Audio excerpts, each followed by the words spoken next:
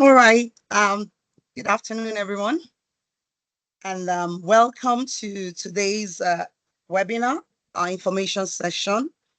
And thank you all for joining. We still have people trying to join in the session.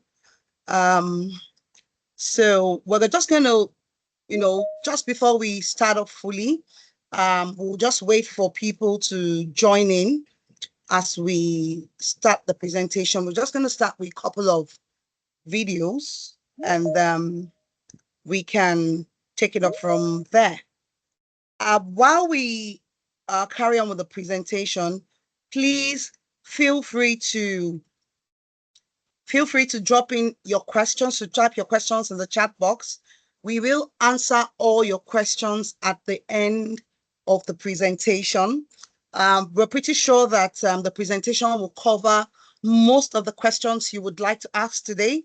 However, if you have other questions that are not covered in the presentation, you can feel free to type in those questions in the chat box and we would answer it.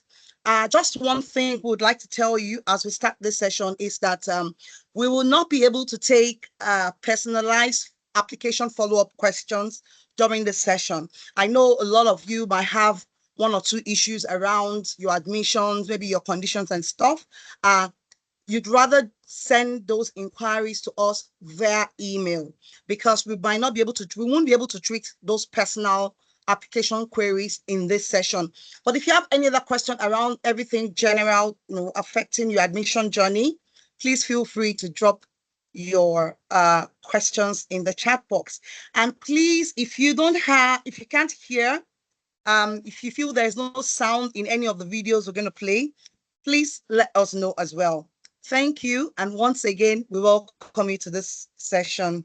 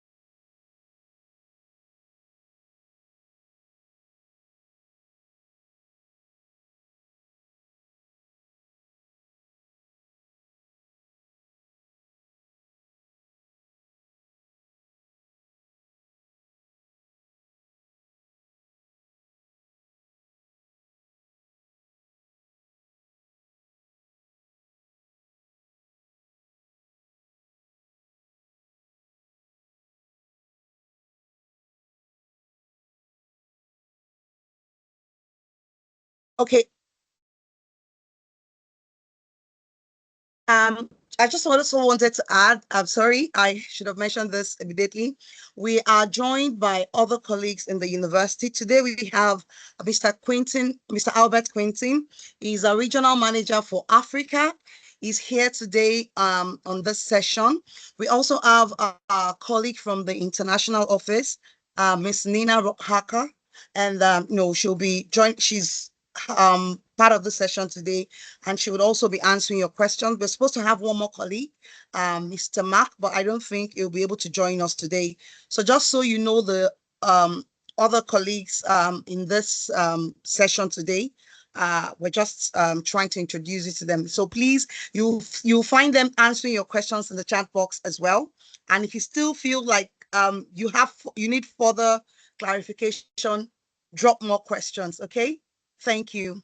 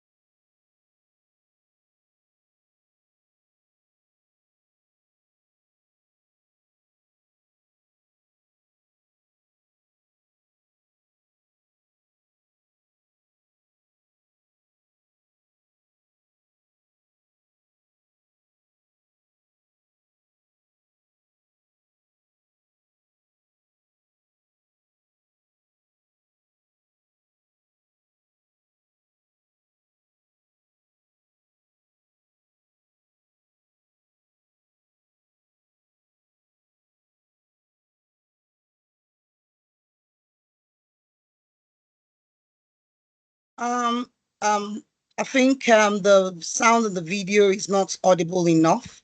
So I'm just going to check that quickly. I don't know if the sound is, you can hear the sound now.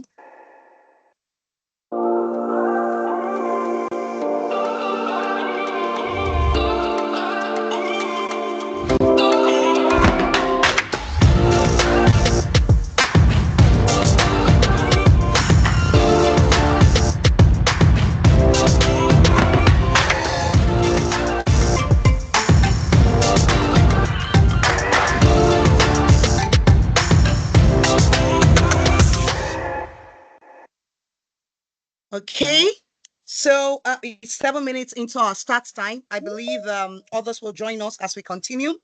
Once again, welcome to our information session. We really thought this is very important for you at this point in the cycle, just to make sure everybody is up to speed as to what they need to do regarding your September intake admission. And like I said earlier, I'm joined by my colleagues today, our regional manager for Africa, Mr. Quentin Alberts. Thanks for joining us. And we also have our colleague from the international office, Miss Nina, as well. And we will be, working together this afternoon to bring you all the information you need and also answer your question. Okay, quick run through about the University of Salford. In case you don't know, some of you might have just submitted the application without really checking a little bit of background about the university. So the University of Salford, it's a really old university. A lot of people think it's very modern. It's as old as 1967. We are a campus-based university, and we have over 21,000 students, and we are the first university to introduce placement years to our program.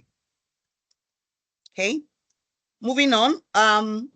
About Salford, we're in the northwest of England, and Salford is a city located next to Manchester and forms part of Greater Manchester. Everyone always wants to know, where is my study location? How far is my study location to London? We're only 2 hours by train to London.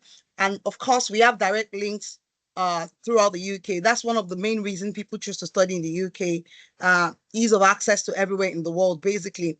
And we have one major international airport in Manchester, from where you can come in from anywhere in the world. Okay, quick facts about Greater Manchester. We're about 2.8 million residents in Greater Manchester. About 100,000 students studying in Manchester, and of course, we're famous for our culture, science and technology, arts, and of course, football. Who doesn't like football, And in Manchester alone, you already know the clubs that they're very popular. We have Manchester City, Manchester United, and of course, we are the third most exciting city in the world, according to the Time Out rankings in 2021. All right, these are just some of the pictures from the beautiful Pilpa campus. You would see when you arrive on campus. This is what the media city looks like at night. And at the university itself, we have 5 main schools. We have the business school, Salford Business School, the School of Arts, Media, and Creative Technology, the School of Health and Society, the School of Science, Engineering, and Environment, and we have Salford Languages. So just in case you didn't know the other faculties, the other schools that exist at the university, this is an opportunity for you to take note. So first off, the Salford Business School. One of the things that makes our business school stand out is the industry accredited courses and the practical learning that happens at the university. You would see on our website, on all our branded materials, we say that the degree you get at the University of Salford is more than just a certificate. And that's because we integrate industry practice into what we teach at the university, because we expect that at the end of your study, you'll be able to transition seamlessly to industry. Most of our programs have work placement available in our UG and select, in all our UG and select PG programs. We have flexible intakes all year round for our business courses. We have intakes in September, November, January, March, and June. So you have options, if you can't start in the biggest intake, which is popular across the UK, which is September, you can look at other intakes, but you have to be sure that the program you want for a particular intake is available for that intake. That information, you can always get that on the intake pages on the website. And one thing that is very important to the quality of the program we deliver is the multiple professional accreditations we have, like the ACA, the Chartered Institute of Marketing, the Institute of Direct and Digital Marketing, the Chartered Institute of Logistics and Transport. This is very crucial. So at the end of your degree, you're getting a degree that also have the relevant professional qualifications. And some of the subject areas in the business school includes accounting and finance, business management, digital business, event management, human resource management, law, marketing, tourism and management, and so many more. Okay, so you have the option to undertake a 1-year paid placement on 5 PGT programs within the business school. You apply for the 1-year program and extend your visa once you have secured the position. You know, a couple of people asked me that question last week. Oh, why is my program why doesn't it include the placement year? The placement year will be granted you when you finish your coursework and when you've secured, and then you can extend your visa while you're in the UK when you've secured your position at that organization where you want to take your placement year. The additional cost for this is £2,500, and this includes the university placement fees plus cost to extend your visa and pay your immigration health surcharge. Paid placements typically pay between £18,000 to £20,000 per year, and you study for 2 semesters, placement for 3 semesters, you back to the university for your final semester for your portfolio and reflection write-up. And available programs for this placement opportunity include the digital marketing, international business, operations management, project management, procurement, logistics, and supply management. Okay, so moving on quickly to our arts, media, and creative technology school. This is a very popular school in Manchester because we are located right in the media city. So the School of Arts is one of the largest institutions for arts and media education in the UK. So like I said earlier, we have strong links with industry and partnerships, and our department has industry standard equipment available for students across the Peel Park and the Media City campuses. Okay, and subject areas in our School of Art and Media and Creative Technology School includes art and design, dance, English, fashion, journalism, film, TV and media, history and politics, music and performance. These details you can check on our website after this time in case you want to refer a friend or family. Okay, the School of Health and Society is another popular faculty at the university. The School of Health and Society is a dynamic school, and they have a long life commitment to learning and real world impact. Why do I say so? Because when you visit our School of Health and Society, you will see live simulations of what is being taught. So while you're studying, you see we have labs where you can practice everything that is being taught. Our courses are informed by the latest research. And like I said earlier, you would hear me saying it all through our programs. We work closely with organizations, both from the public and the private sector, to ensure that our teaching is at the forefront of practice. So some of the facilities we have in our School of Health and Society it includes the Human Performance Laboratory. We have the Digital Imaging Suite. We have the Exercise Physiology Testing Service. We have the Prosthetics and Orthotics Laboratory.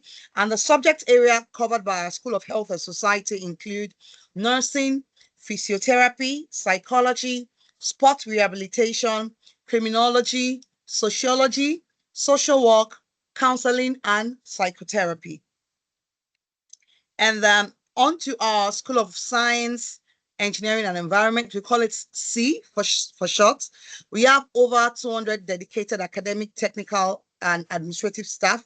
And again, we have it's a dynamic and collaborative environment where we all our programs take place. Okay, so courses like architecture is RIBA accredited.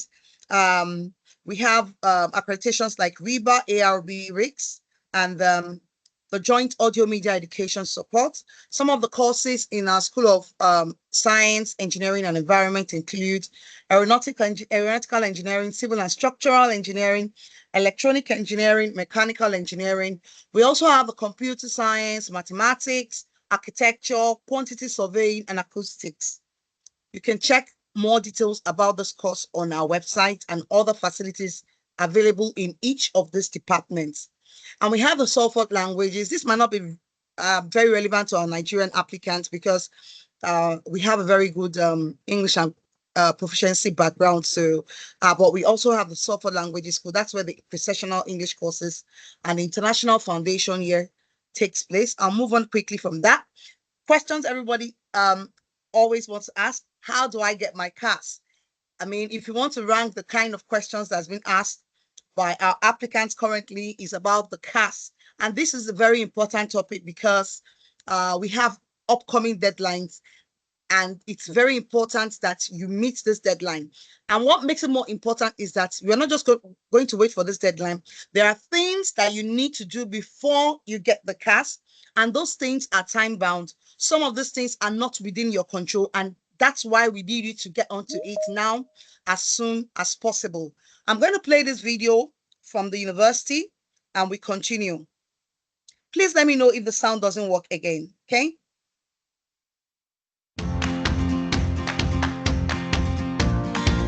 A Confirmation of Acceptance for Studies, or CAS, is a unique reference number you receive from us to confirm we will be your student immigration sponsor. You need the CAS to apply for your student visa. Once you have an unconditional offer to study at Salford, you are ready to apply for your CAS. You can apply for your CAS and visa 6 months before your course start date. We will contact you when it's time for you to apply for your CAS. It can take some time for us to process your documents, so please wait for us to email you. Our CAS team will email you with instructions for how to request your CAS. You will be asked to confirm if any of your personal details have changed since you got your unconditional offer, as it's very important that all details are correct in your CAS. Depending on which country you are from, you may need to upload some documents which comply with Home Office requirements. You may need to show you can financially support yourself to live and study in the UK. You can provide any of the following financial documents: bank statements showing the full amount has been in there for a minimum period of 28 days. It must be in your name or your parents' name, and it must not be a company account. The date shown on your bank statement should be within 31 days of your visa application. Bank letter with official stamp or signature. Education loan letter, only from a recognised bank offering official loan schemes for specified educational purposes. Fixed deposit certificate. This must specify a date of maturity for the funds before the course starts. Building Society passbooks, or if your fees will be paid by an official sponsor such as the government or a multinational company, you will need a letter from them to confirm this. Nationals of certain countries will be required to upload a TB screening certificate. Remember to book your TB screening early, as the certificate is valid for 6 months, and use a Home Office approved testing centre. If you are asked to submit documents, you must personally upload them using the CAS request form, and do not email them to us. Once you have submitted your CAS request, we will send you an email to confirm when you can expect to receive your CAS. Make sure you upload all the correct documents, otherwise this can cause delays in getting your CAS. You can then use the CAS to apply for your student visa.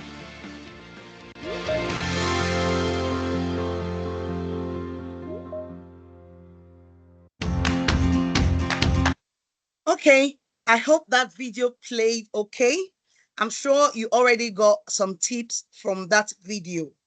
So, CAS request. What are the things you need to request your CAS? First off, you must have fulfilled all your offer conditions. Where are these conditions? They are listed on your offer letter. You can also log into your application portal and find all the conditions attached to your offer. Maybe you need to resubmit a document you've submitted before, or maybe you need to submit your English language proficiency document or your transcript. Maybe you submitted a student copy of your transcript. Now we need the original copy from your school. Whatever your condition is, it will be stated on your offer letter. I've had a few people say to me, I can't access my portal. I can't check these things. You need to be able to access your portal to go through your admission process.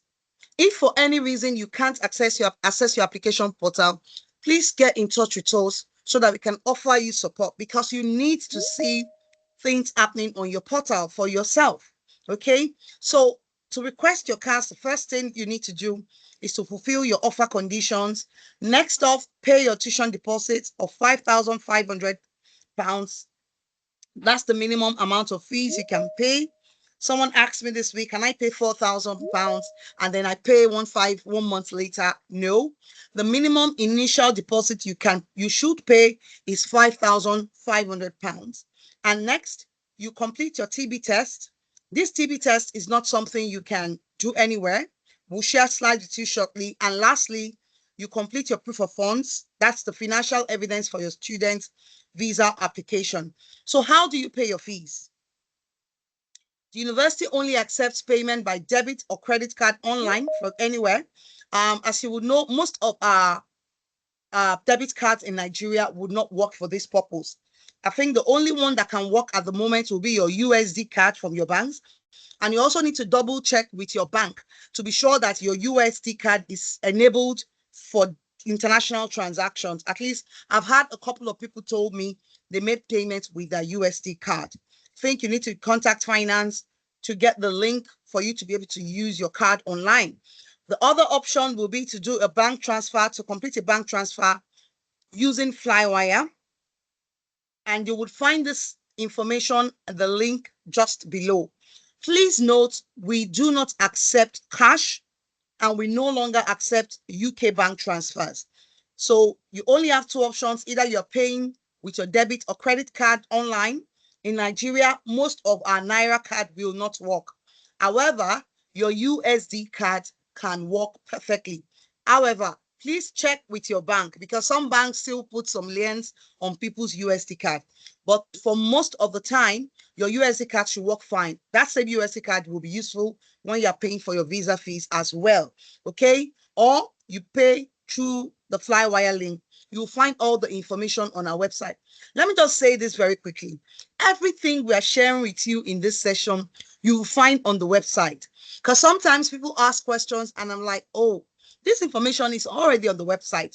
You would be surprised, every question you want to ask already has its answers on the website, except you are following up on a specific query regarding your application, maybe, your documents, or there's certain thing about, but if it's about what steps to take, what to do, everything is on the website. And the website is very friendly, very easy to access. If you don't know where to go, simply go to the search box on the home page and type whatever question you have.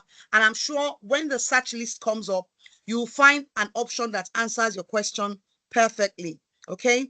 So another question would be, what's the tuition deposit deadline? There is none. There is no specific deadline for the payment of tuition fee. Like you have on your offer letter, people will be served on a first come, first served basis. So for example, if your course suddenly becomes very full and we can't take any more for this intake, we would have to attend to people who have paid earlier. Okay, so and what we would say to you is pay your tuition fee already, pay your deposit already. We don't have a deadline, but you need to pay that tuition fee to get your unconditional offer, and you also need to have paid your deposit before you can make a CAS request. Now, is there a CAS deadline? Yes. I'm sure most of us received emails recently informing us of the new CAS deadline. The previous deadline was June 24th. Now it's been updated to mid-July, which is the 15th of July. So the current CAS deadline is already updated on the website. It's July 15th. Okay. So please make sure you're doing everything you need to do. Another thing you need to know is about the prompt payment discount. If you pay your tuition fee in full before registration, you will qualify for a 3% discount on your fees, okay? On your net fees. If you pay through Flywire, you can, if you're paying full already and you're using Flywire, you can already deduct your 3% from it. Or if you paid in full, it can be refunded back to source after your registration. All you just need to do is to contact the finance team. We'll move on quickly to your visa application. Please, if anything is not clear as we move on, we want to make enough time for questions, and that's why we have to move on very quickly. Please feel free to drop your questions in the chat box and we'll answer all your questions. We're going to play this video very quickly from the university. Again, let us know if the sound doesn't work.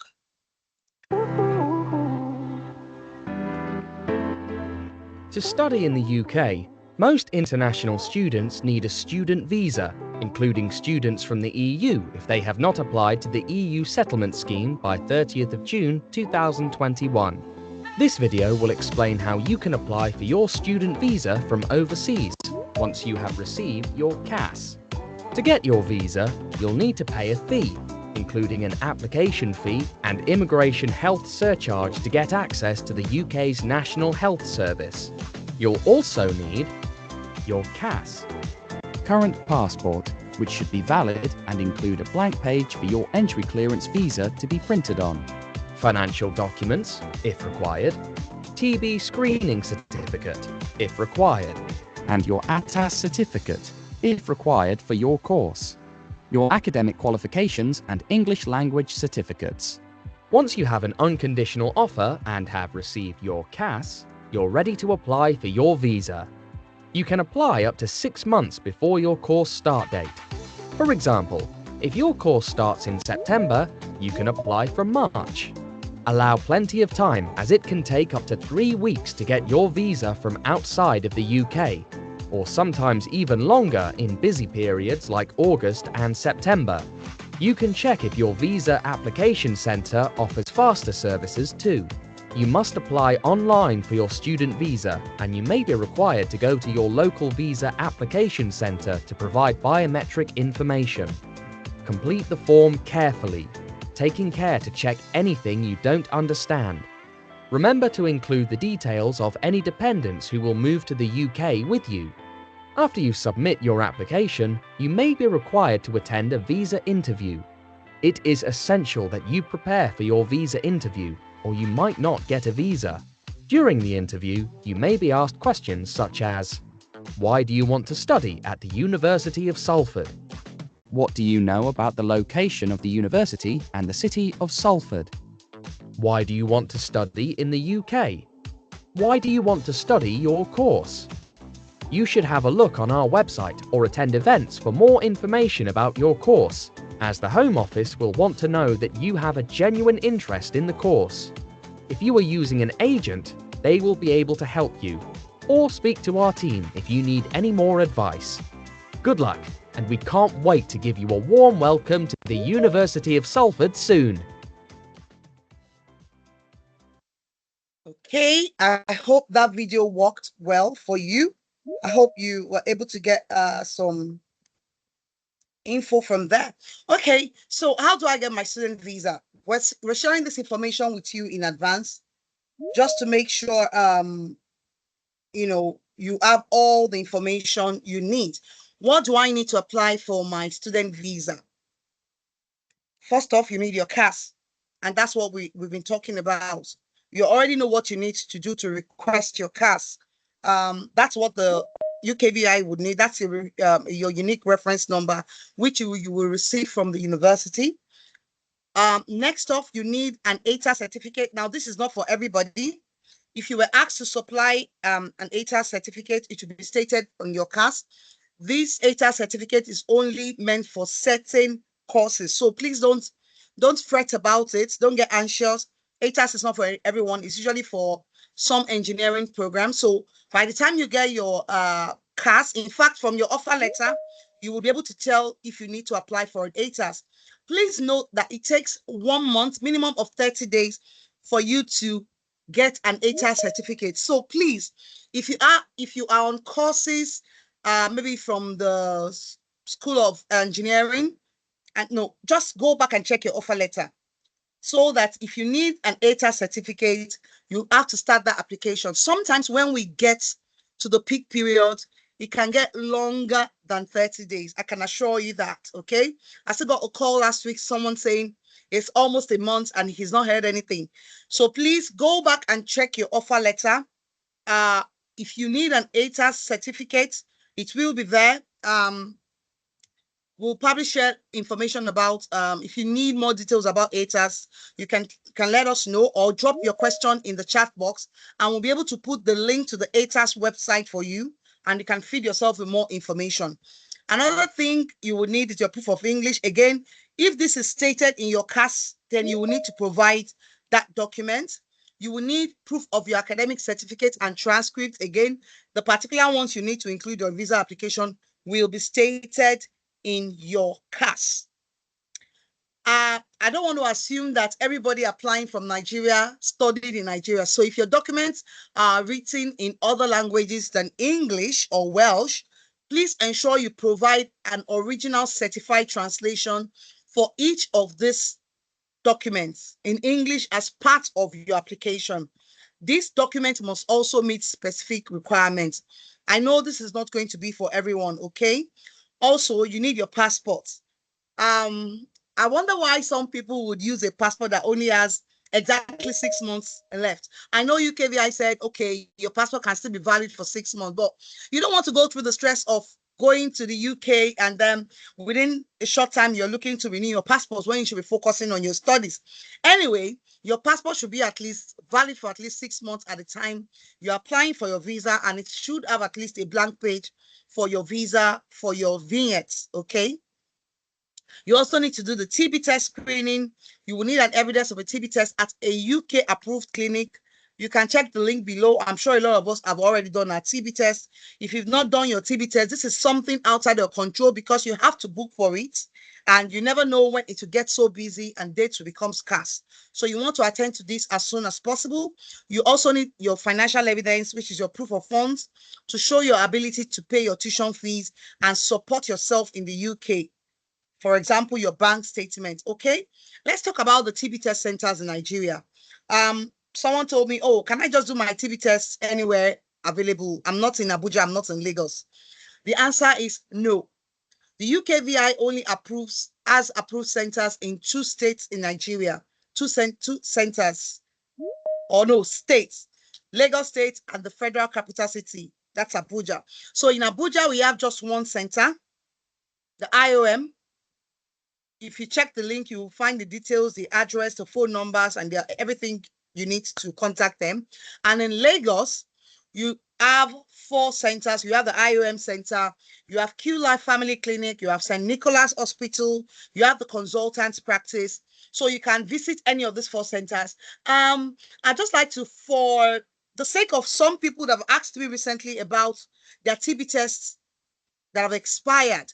So we have some people in this intake who have done a TB test before, and then maybe the TB test is expiring anytime soon.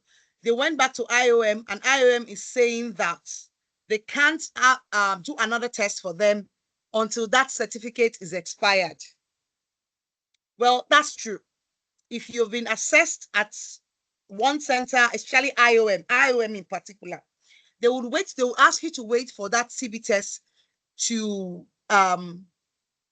expire before they can run another test for you. My advice for people in that category will be, please try another center, okay? Because you might not, for example, if your TB test is expiring in July, how are you sure that when you wait until that July, you will be able to get a date and all that? So, I mean, especially if you're doing it in Lagos, you can go to another center. I just found out that this year, someone told me that, and person was able to do the test at another center, without any issues. So please, if you have that situation, and if you can please check another center. If what I've just said is not clear, I know this information is not for everyone, please feel free to give me a call and we can talk about your unique situation. Okay, this is the current test fees on the website, on the TB test website. So dependents are no longer accepted anyway. So the information useful to you here will be the 79,800. And to reprint the certificate, the fees are also there. Moving on to the financial evidence you need to support your study. How much money do you need for your student visa? Now, I'm sure a lot of us already have this answer, but because we have people asking this question over and over again, we're going to take time to dwell on this part because this is one of the most important section in your visa application. Okay, now your proof of funds is how much you need to show for your student visa is a total of your tuition fee and your living costs. The living cost is a fixed amount approved by UKVI. Okay, and this is something you can't change. The current amount right now is 9,207. We already have information that this amount is increasing next year. So for those of you that are saying, oh, I want to defer till January or another intake, just be ready. You're going to be spending a little bit more. Okay. But right now, the living cost for everyone, this is not just for Salford students, for everyone, is £9,207 plus the balance of your tuition fee. Okay. Now, how do you calculate this? This is an example. Please note, this is an example. Your tuition fee might be different from this example here. The discount you might have received can be different from this example here. And the deposit you have paid can be different. We can't calculate for everyone. So just follow this example and apply it to your own situation, okay? So let's assume that your tuition fee is £16,560. Your scholarship received 2005. Living cost, which is a fixed amount across board for every university outside of London, £9,207. Deposit you've paid up to date, £5,500. So how do you do this calculation? You take away, already it's done for you in your CAS. You take away your scholarship from your main tuition fee. Assuming our tuition fee is 16,560 here, we have 14,060 left. You take away your deposit from £14,016, you are left with £8,560. That is your tuition fee after deposit has been paid. Okay, now you add £8,550, £560 to £9,207.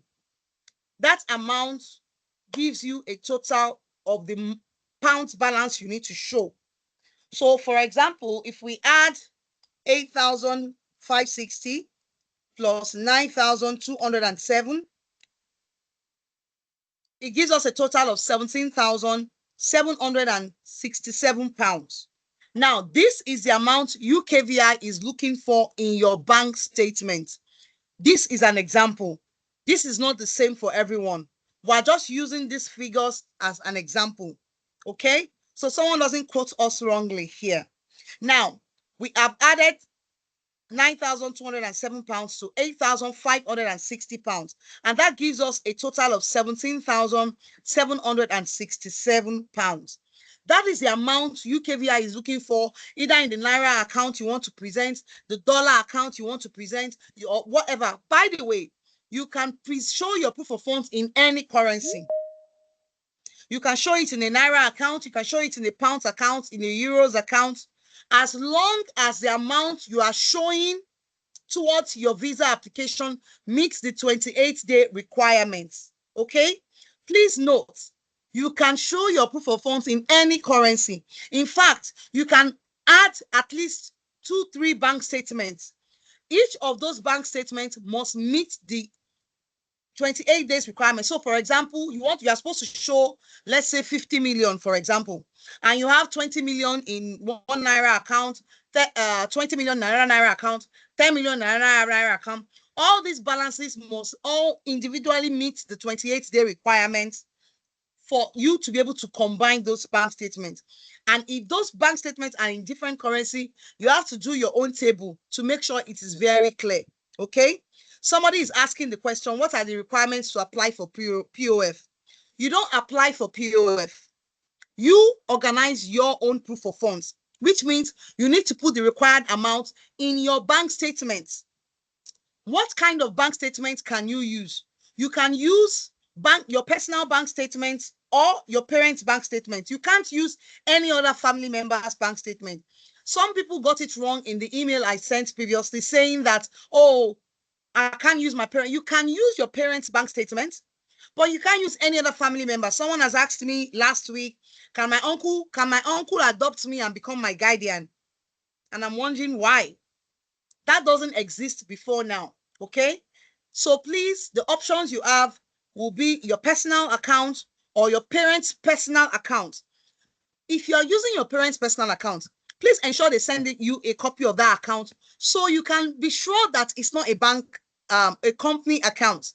Sometimes our parents don't even know the difference. They just feel, oh, after all, I'm a sole proprietor, it's my account, I have access to it. You can only use a personal account. So double check with your parents if their account is a personal bank statement. And if you're using your parents' account, you have to support it with your MPC birth certificate and a letter from them. I'll come to that quickly. Now, how do you prove you have this money? There are some people on this call who are being sponsored by government. Maybe you have a PTDF scholarship, tech fund, or NDDC scholarship.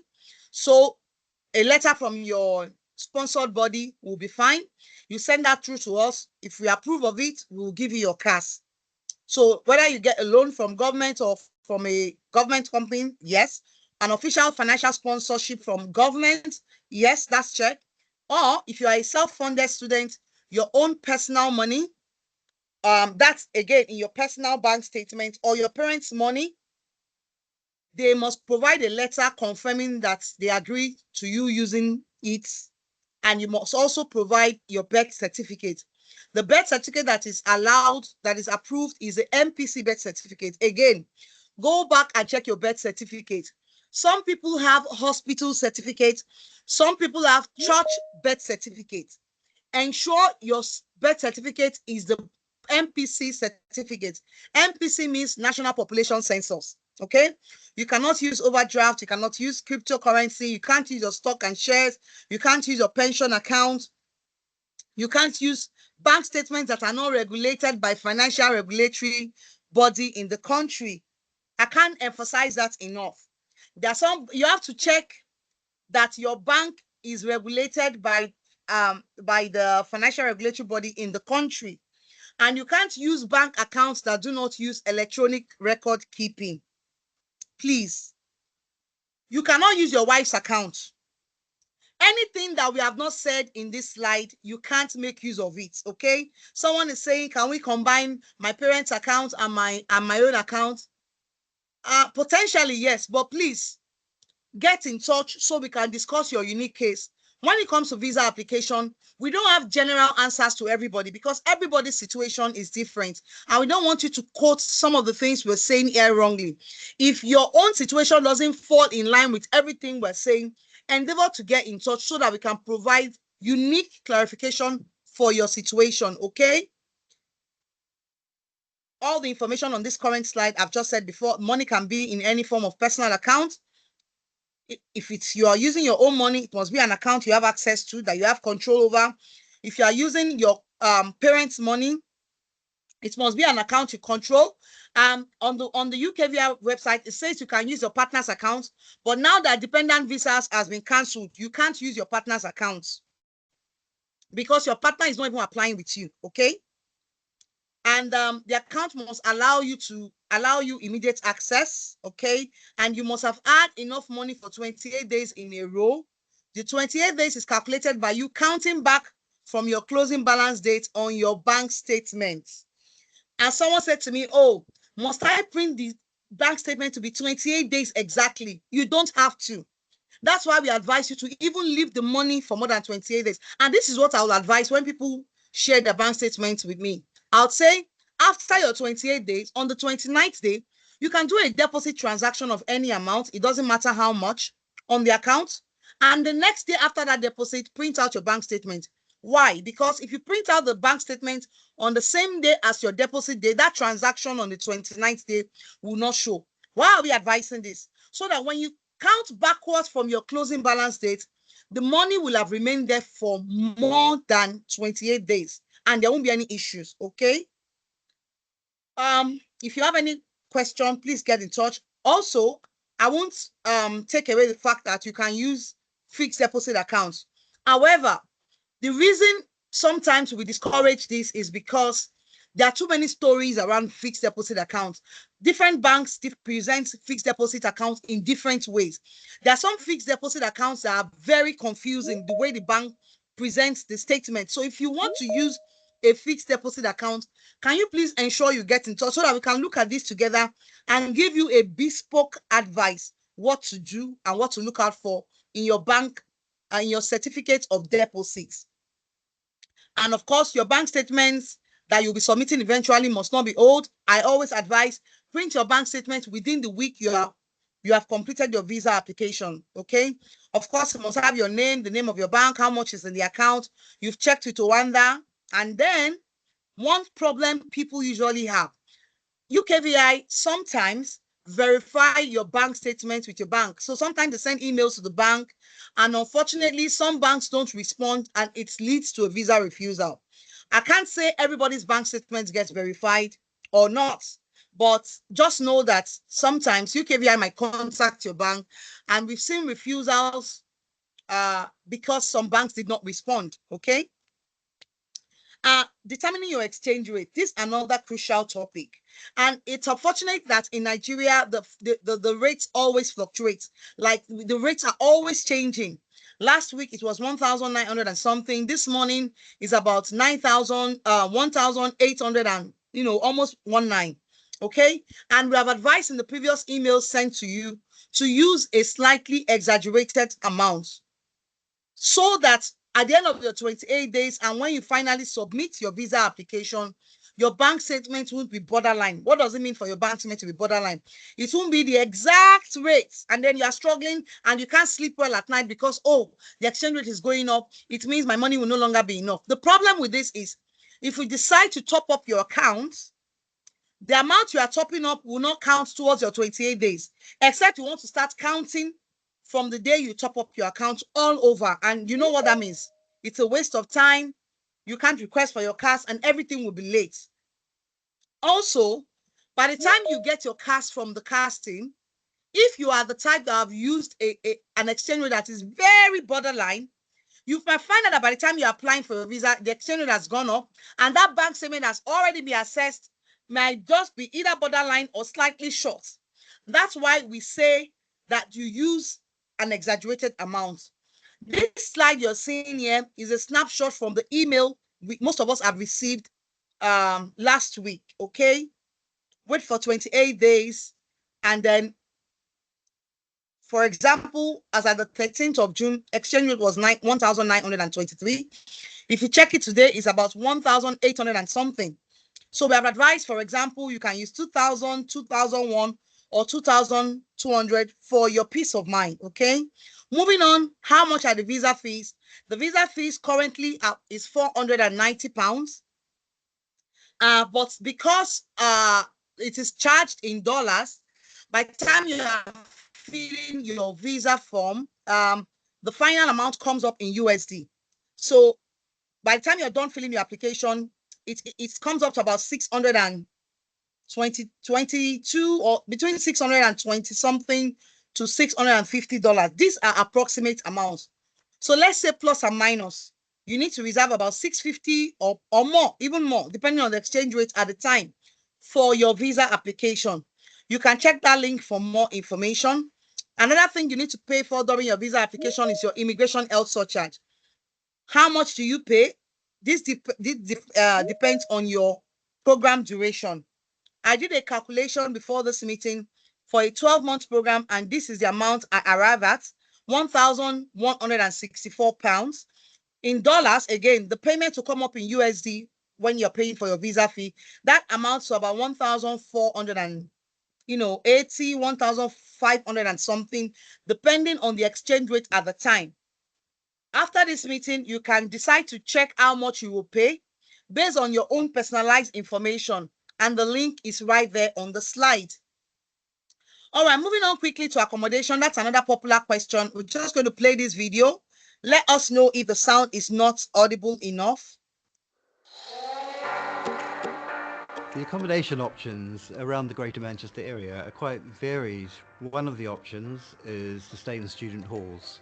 We have a variety of student accommodation on campus, and that is managed by a partner of ours, a company called CRV. They have different sorts of accommodation, from ensuite to sharing a bathroom and kitchen with other people. So there's different options there. For me, student accommodation was a good choice because it was affordable and it was also really close to the university, and also the closeness to the transport network and grocery shops around. Our student accommodation is a great choice for you. It has great facilities like gyms and social spaces, and it's a safe and secure place to start your university life.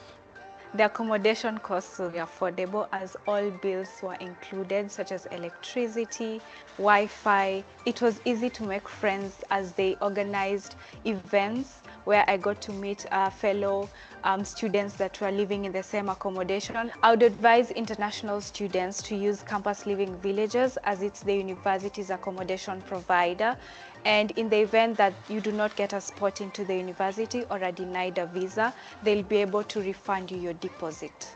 If you prefer to live off campus, then there are options you can explore in the private housing market. Most private rented accommodation doesn't include things like water, electricity, gas, Wi-Fi, and so you will need to factor that in. We would always recommend you using Manchester Student Homes for your private rental search. They only use reputable landlords, and they can give you advice on your rights as a tenant. I have a private room which is a suite. The accommodation is bills inclusive. I live with other few people. This area is called West. It's just a stone throw to the tram station. We have great transport links around us, so it's always a good idea to check out accommodation in other parts of Greater Manchester. I would suggest looking at Bolton, Trafford and Stockport. Traveling to the university is either by me taking bus 50, which is free for the university students. Alternatively, I walk, which is about 25 minutes to the campus. When you're looking at private accommodation, you will have to sign a contract. This is a tenancy agreement, which is a legal document. It's really important that you read it carefully and get someone to check it out before you sign it. We recommend that you use Manchester Student Homes, who offer a free contract checking service. When you sign a tenancy agreement, you may be asked for a UK guarantor. If you haven't got one of these or don't know what it is, just contact Ask Us, because we work with a company called Housing Hand that will act as a guarantor for you for a small fee. Have a look on our website to get an idea of the cost of living in Manchester and Salford. When you're looking for accommodation, I'll recommend you start as soon as possible, as accommodation gets booked very fast.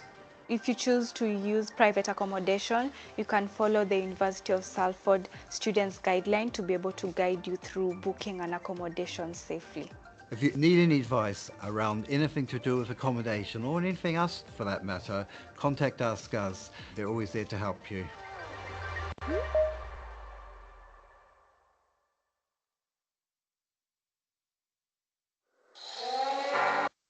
Okay, we hope that video played okay for you. Lots of info in that video already. One thing I would say about accommodation is this is a very personal decision. And so we can't just, information that will be relevant to one person might not be relevant to another person, because we have different preferences, we have different budgets. So this, dynamics will determine what kind of accommodation we will settle for. We have the Peel Park Quarter accommodation right on campus next to the Peel Park campus. We also have the John Lester and Eddie Coleman Courts, which is just a walking distance to the main campus with the ensuite rooms. And our accommodations are bill included, with Wi-Fi, content insurance included, on-site parking, free on-site gym, bike storage, and 24/7 security support. My advice regarding accommodation will be that just start looking early enough. Like, you start looking at the accommodation depending on your budget, depending on your personal preference. There's so much information on the website. And if you feel you need more space or you need more privacy, you don't want to be on the campus accommodation, you can opt for the private accommodation. But like it says in the video, that one, you need to look for a landlord, you have to sign a contract and so many other things. When you're looking for a private rented accommodation, there are different variations. There are some accommodations that are furnished, non-furnished. You also have to consider the distance from the university. Obviously, accommodation close to the city center will be much expensive compared to the ones that are a bit distance from the city center, which then means you have to commit. So you see, there's so many things to consider when it comes to accommodation. Advice will be that you go to the website and check for the on-campus accommodation if that's your preference. And if you're looking for more privacy and more space, you can look at the private accommodation option. You will find links on the accommodation webpage that would guide you to choosing private accommodation options as well. These are some of the pictures of our on-campus accommodation. This is what the room looks like. Okay, and that brings us to the end of our slides today.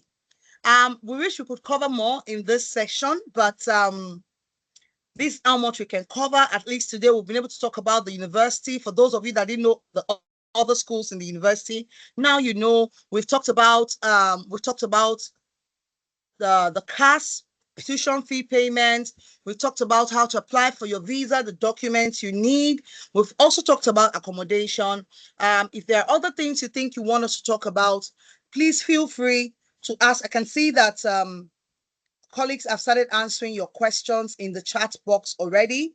Please feel free to drop your question. If you want to contact us after this meeting, you can either send an email to quintin@q.albert.ac.uk, or you send to myself. I'm here based in Nigeria. Email address is a.durojaye1. Please remember, I have one in my email, a.durojaye1@salford.ac.uk. And I have two phone numbers. These two phone numbers are on WhatsApp. And then you can reach me on both. But what we don't want you to do is, sending same messages on same numbers. Sometimes, how our network is in the country. And that's why we have an alternative number. Or you can send an email to salford-international@salford.ac.uk. You can also follow us on all our social media platforms, on Instagram, on Twitter, on Facebook. You can also check out loads of resources on YouTube. You don't have to wait until you resume before you start getting yourself familiar with what Salford has to offer. So that brings us to the end of our presentation. I don't know if Quintin, do you want to say, I don't know if you want to say one or two things before we look at some other things that we need to. Yeah, just quickly, I've been mentioning it a few times in the chat as we've been going on. Thank you, Adedayo, firstly, for a great presentation. I think it's covered most of the questions, even though when I'm looking at the questions coming up, a lot of the questions that you've covered in the presentation are still being asked in the chat. So before you ask questions, people, please have a look in the chat to see if those questions have been answered already, because a lot of them are relating still to when can I get my CAS? And we've covered all of that. We've covered accommodation. We've covered TB tests. There's a lot that we've covered in this presentation. Adedayo has done a really great job on the presentation. And I think a lot of these questions that are coming up now is either people have joined us a bit late or they've just not been looking at the chat as you've been having, because we are kind of answered. We have covered discounts. Christina, which part of discount are you saying we haven't covered?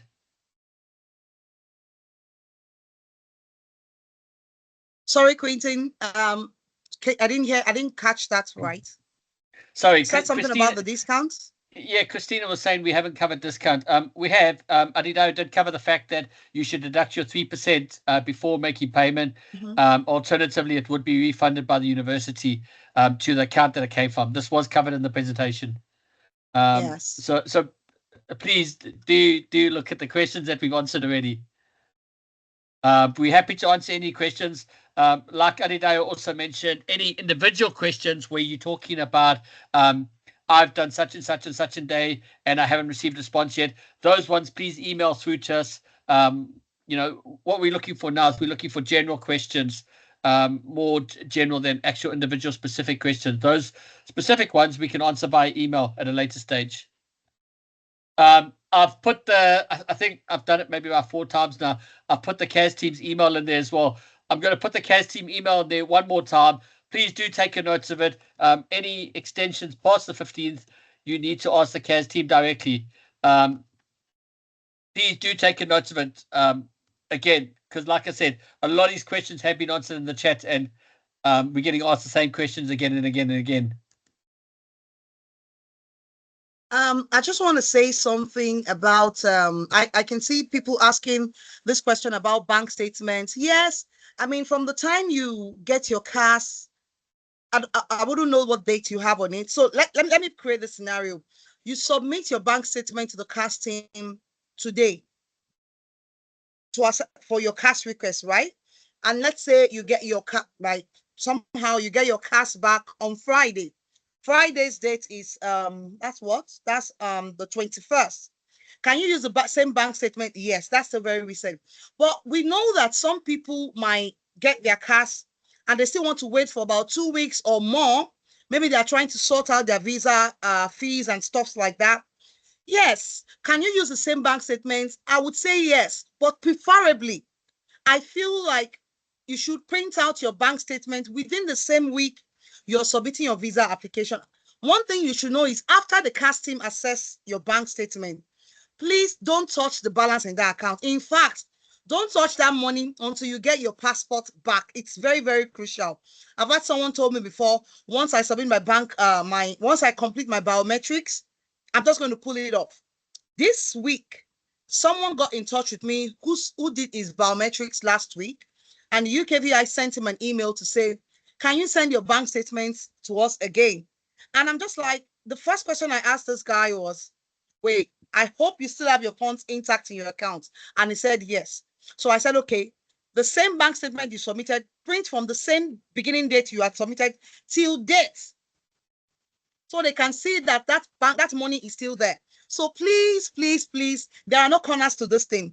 To get your student visa is very, very easy. Just follow the rules. Print out your bank statements. Make sure the dates are very close, basically. If you want to combine multiple bank statements, please get in touch. Let's know. I'm sure the CAS team will already look at that. If you still want more responses, we will give to you if you give us a call. And can my sponsors' proof of funds be checked at UK point of entry? Yes and no. That's the truth. Because you never know how the entry, what's it called? The people at the border, they can ask you any question. They can ask you about your program. They can ask you where you want to stay in the UK. They can ask for your financial documents. And so we always advise that, well, these are things we'll probably cover during the pre-departure session. But at least in your carry-on luggage, have all those documents handy, your CAS, your offer letter, your certificate. You shouldn't check those things in because you don't know how you would respond. And one UKVI person will just say, oh, ask you a question another person has not been asked before. Quentin, you want to say something? You're mute. Yes, Adidaya, 100%.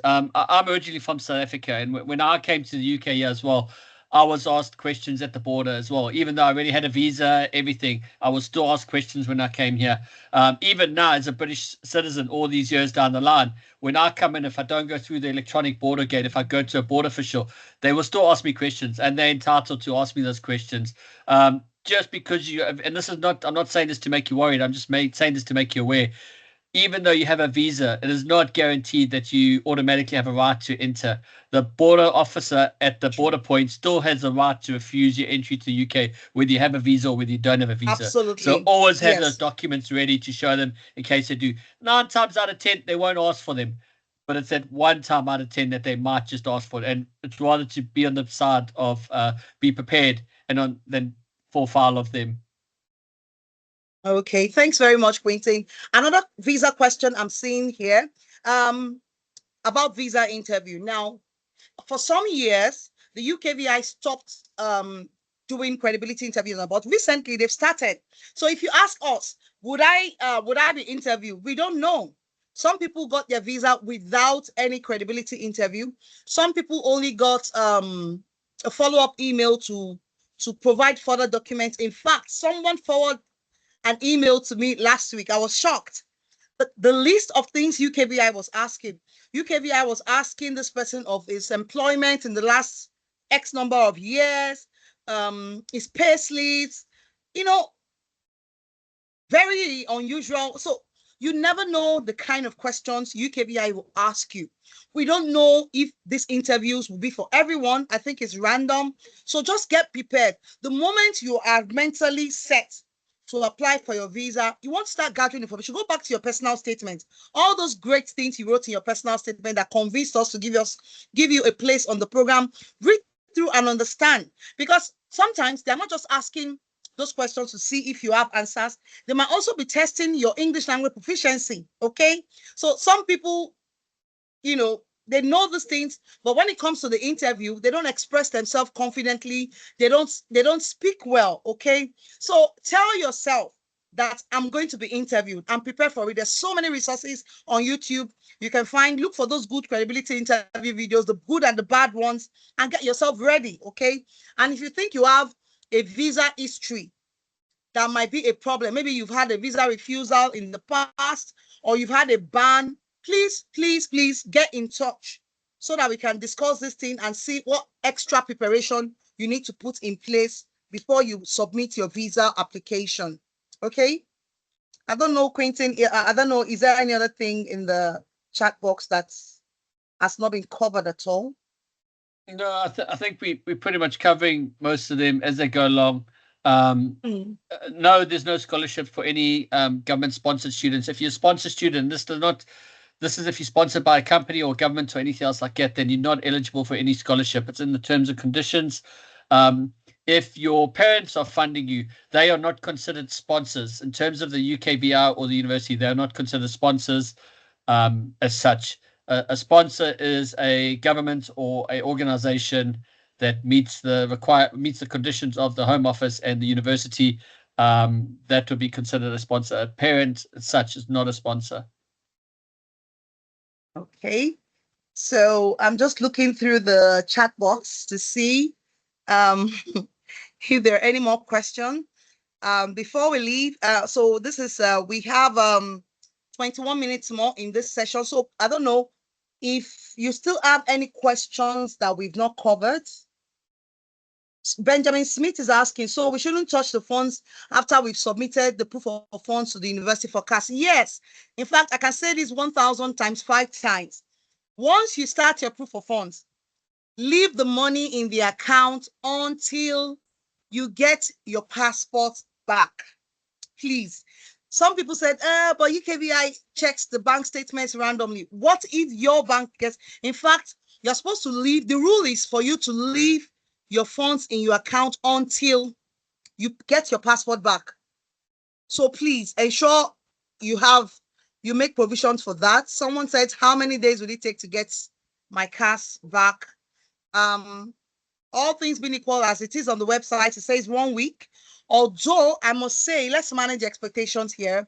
It's a very busy time of the year, both for the admissions team and the CAS team. So you will notice that some responses have been delayed in recent times. Some people feel when they drop an email for the admission team or the CAS team, they will get a response instantly. At this point in the cycle, it doesn't work that way. Okay. And if you send 10 more emails, it will make the response come back faster. All right. So please, let's be patient with the system. But before you send in your request, your queries, for example, your emails shouldn't be sent without your ID number. It will make it very difficult to attend to you. You send documents to the CAS team, they are badly scanned. It will still come back. Or they ask you for 5 documents. You send 3.5, and they said, oh, they should keep assessing that one. They'll probably void your CAS request. So make sure on your part, you've done all that you need to do. And so that when they get to your email or your request, they can attend to you fully. Okay. I don't know if you want to add something to that, Quentin. Yeah, I mean, I've just seen a new question come up now from Stephanie. Please, how long is a CAS valid for? My advice to you is as soon as you get your CAS, apply for your visa. That way, you are Yeah, sure that the currency A is not going to fluctuate in a negative way, that you're still going to have sufficient funds. B, that you get your visa as soon as possible so you can start booking your flights early. So, because year on year, I have the same questions coming in and saying, oh, can I arrive late because the flights are really expensive? No, absolutely not.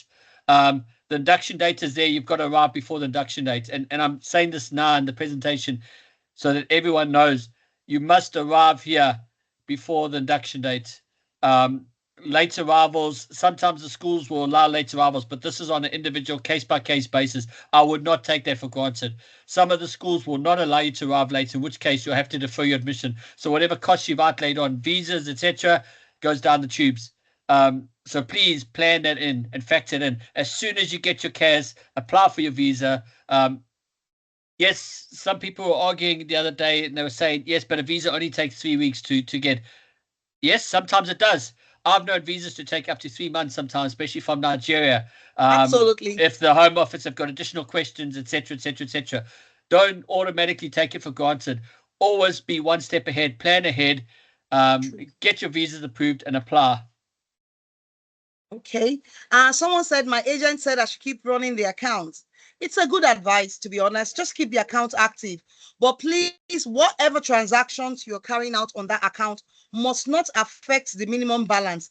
And for those of you using your parents' account, I'm sorry, like you have to be on top of it all the time because you see these guys are elderly. Okay, sometimes they don't even know these rules, so you might want to share all this information with your parent because they're not going to leave their account open to you for you to know what's going on every single day. So for those of us using our parents' bank statements, ensure you tell them that transactions in and out must not affect the minimum balance you're showing. So for example, let's say you're supposed to show 50 million, your parents' account has 60 million, and then they are doing in and out of the account. Whatever transaction must not make that balance go below 50 million naira.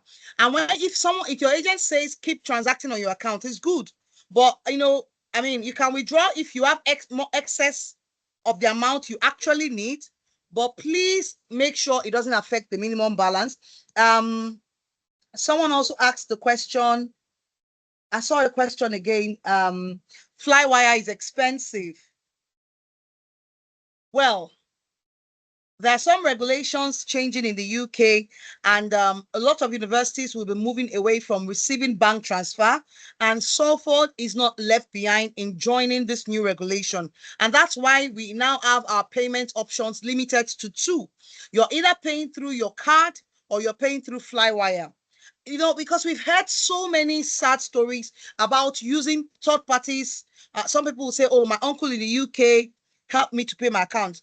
Good for you. Some people have been lucky enough to have genuine family members who paid for them.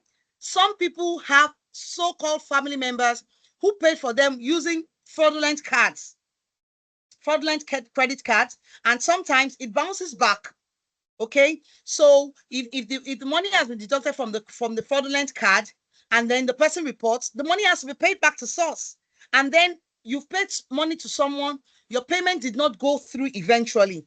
So these are some of the things the university is trying to push for your own security. I know the rates can be a bit pricey, but there's so much, being offered there. The safety of your money, the instant receipt by the university and all that.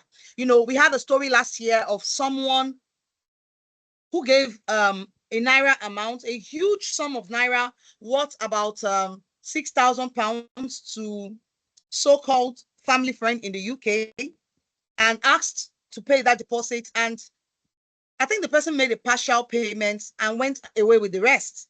And there was no way to trace. But if you're paying through Flywire, for example, it's already linked to the university and linked to your record. So please, I think the best option will be for you to use Flywire. And if you think, oh, the rates Flywire is offering is too high, you can decide to use your USD card.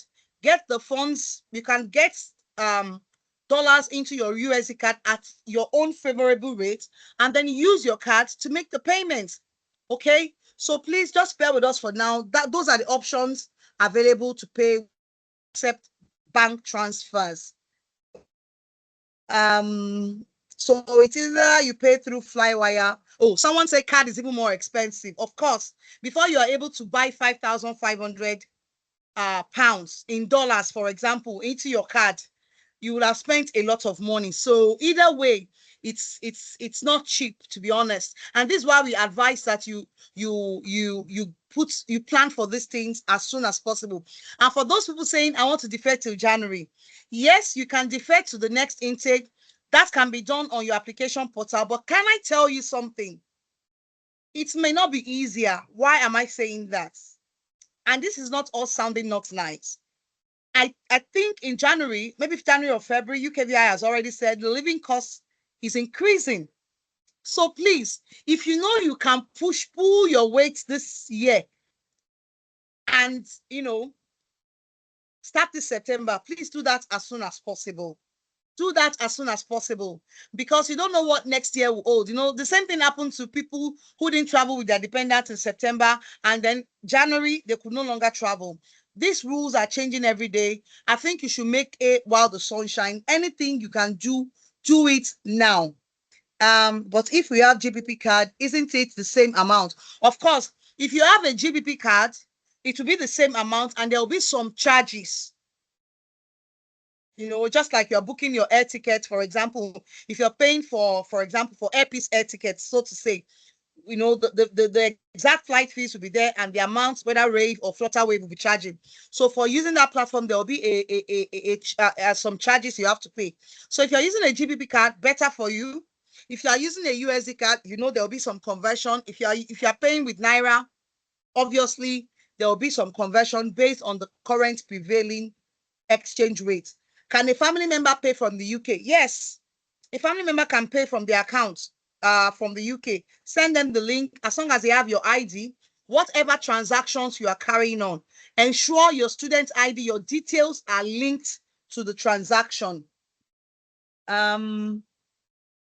Okay, I think that's all the questions I can see on payments. Okay, I need to address this, Quentin. There's something I need to address.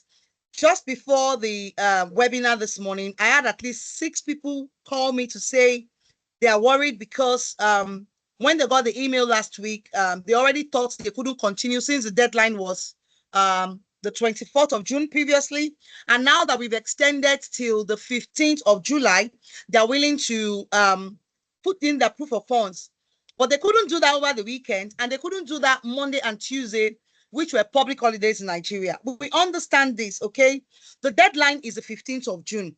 However, if you need 15th July. I'm so sorry, 15th of July, okay? But if you need anything outside that window period, for example, for reasons we've just mentioned, you will need to contact the casting directly. And I know there might be a way for us to capture those who are saying, I'm just putting my money in today or tomorrow. Because I know some people might want to hide under the excuse, because of the public holidays. If you want to put your money today, put it. At least maybe today, tomorrow, Friday, you can put it. But just know that anything after the 15th, it's going to be on a case-by-case basis. And we can easily tell cases that are not genuine. Okay, so if you're worried about the holidays that stopped you from processing your transactions, we understand. Okay, Quentin, you want to say something? Yeah. Please, if you are going to ask for an extension, I've had this before as well, where now, for example, the student has said, "Oh, can I have an extension to August?" Why? Because you should be, at the very latest, you should have been funding your accounts already. Yes, the 15th of July is less than 28 days, but I've put the CAS team's email address in there several times already. Please do look up in the chats. Like I said, a lot of these questions have been answered. Scroll up a bit and you'll see I put the CAS team's email address in there. Anything past the 15th, you need to apply for you need to speak to the CAS team and apply for an extension with them. But you cannot apply. The extension will be a couple of days. It's not going to be, can I have an extra 2 weeks? Can I have an extra 3? No, that will be a no. I can tell you now. And even then, the CAS team might say, okay, we'll give you an extension of a week, but you need to apply for a priority visa or a super priority visa. There will likely be conditions if you want it past the 15th. So just bear that in mind if you are going to ask for extensions. Okay. I think someone I asked a question I put a lot around. of links in there as well about accommodation, because accommodation keeps coming up. There's a lot. There is a link there for accommodation, and besides the university accommodation, there's advice on Manchester student homes. There's external accommodation. There's a lot going on there. And even when you become unconditional, as I mentioned, you can either email Miss Adidayo or myself to add you to the our Africa WhatsApp group. And on there as well, other students you can ask questions about accommodation there. And some students will advertise accommodation on there. There'll be jobs advertised on there occasionally. A lot of times there's Forex traded on there as well. It's a network of past students, current students, and incoming students. So it's a wealth of information, and it's students that have walked the same walk you're going to be walking that can maybe assist you. But that's once you become unconditional. You can either email myself or Miss Adidayo. Okay. In addition to that, please, someone said from today is already less than 28 days. Yes. Okay. So if you think you're putting your money in today, tomorrow, or Friday, please don't stop. Go ahead, and we can easily capture, but you don't have like 5 days, 10 days after the extension. No. Just like my colleague has just said, it's my, if at all it's granted for any special reason, there'll be stiff conditions attached to that extension. That's number one. Someone asked, I hope this deadline is not for UG students, undergraduate students. No, this deadline is only for postgraduate students. I think the undergraduate students still have the extension till early August. Okay. Even at that, we don't expect you to take forever. Once your results are out and you can get your unconditional offer, you've paid your fees, you should start the process as soon as possible. About the WhatsApp group, I just mentioned to Quentin yesterday, we will create a platform. I'll definitely send you an email specifically for this cohort. This September, we have an Africa WhatsApp group right now where we have people who have studied at Salford in the past and studying, and those about to join this September. And of course, there are so many questions you can ask about living in Salford. They can share wealth of information, but we're going to have a group where we'll be answering specific admission questions for this cohort. So we can have that group separate from the big current WhatsApp group, okay? Once that group is available, I will send you an email for you to join the group. Now, please, it's going to be very controlled, because when you receive that email, you're only going to have a very limited time to use that particular link to join the platform. If after a set time you do not join, it will be stated in the email. You would have to contact me directly and I'll have to send you the link. The reason is because we don't want it to be a public group. We don't want a group that we can't identify the members and we begin to have maybe people who are not students, potential Salford students joining in the group. I know all these funny activities that happens in so many social media groups. So please be on the lookout. You would get an email. As soon as you get an email for the platforms we are going to be creating, we would send you an email. Please join immediately, and then we can continue our conversations there. Another thing I want to say, we are coming to the end of the meeting, is we get lots of emails, and sometimes people feel, oh, I sent you an email in the morning. Probably you're calling in the evening. I sent you an email in the morning, and you've not sent me a reply. Sometimes we love to respond to you immediately, but it gets really busy. For example, we've been in this meeting for about 1 hour, 30 minutes. My phone has been ringing, even though it's on silent. People are sending WhatsApp messages. I can't respond. Please bear with us when we don't respond immediately. We will definitely respond. And like I said to you in one of my emails, if it is very urgent, please feel free to call. If you call and the number is busy, you just have to call back. I'm always happy to take your calls and help you with whatever information you need. But you also need to be very patient, okay? I think that's all for me, Quentin. We're running out of time. Yep. I don't know if there's any other thing we need to cover. When we mentioned calling, just bear in mind as well that if you call at 10 o'clock at night, 11 o'clock at night, we might not answer. If we do answer, you're very fortunate. You're very lucky. Our normal working hours are 9 to 5, Monday to Friday. Outside of that, if we answer your WhatsApp message or phone call, just bear in mind that is outside of our normal working hours, and we will get to you. So if you send me a message on Sunday afternoon, I might not have my phone with me. I might not have my work phone with me, so I might not answer until the Monday morning when I get to it. Just bear that in mind, please. So it's not going to help by sending me another 4 messages, because all that's going to do is going to take me longer to respond because I have to read every message. Okay, please bear that in mind, and that goes the same for email addresses, emails. I get sent on a Monday morning. I normally have about 300 emails waiting in my mailbox for me from the weekend, of which 90% of them are duplicates. So please do bear that in mind when you're sending us messages as well. Okay, so to wrap up this section, we'll keep the meeting open, okay? And I'm sure some of my colleagues might need to leave. I might just leave the meeting open for another 5-10 minutes, looking through the questions, okay? But I just want to share this video with you. This is feedback from some of our previous African students, from our Nigerian student who's been to Salford. I'm sure you will find it interesting. Let me see if we can get that video to play. Just a moment. Okay.